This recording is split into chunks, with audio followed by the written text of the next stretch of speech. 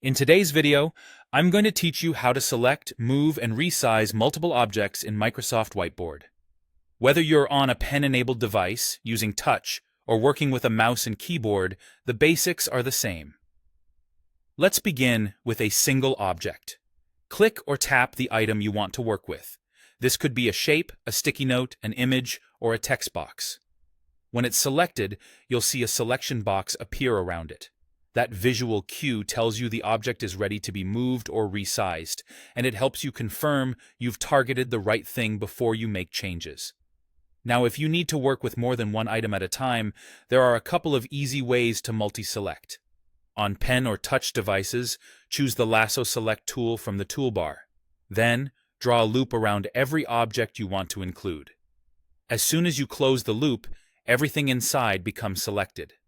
If something was missed, zoom in slightly, and lasso again with a tighter path for more precision.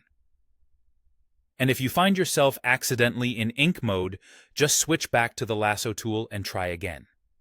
If you're using a mouse, click and drag from an empty area of the canvas to draw a selection box over the objects you want.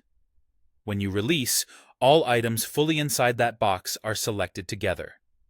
Starting your drag from a blank spot helps avoid unintentionally grabbing an object and moving it.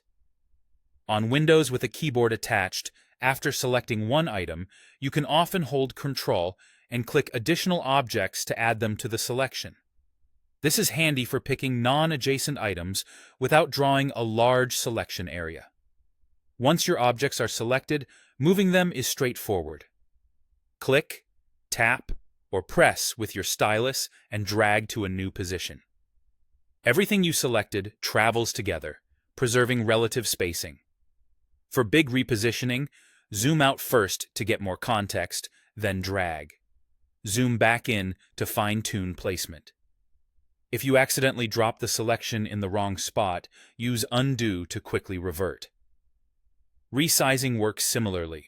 With an object or group selected, look for the resize handles, usually at the corners or edges of the selection box. Drag outward to make things larger, or inward to shrink them. On touch devices, you can also use a two-finger pinch to reduce size or a stretch gesture to enlarge. When multiple objects are selected, Whiteboard typically resizes them proportionally, maintaining their current size ratios. Take a moment to check the final scale so text remains readable and images stay clear. That's it. Select, move, and resize with confidence in Microsoft Whiteboard.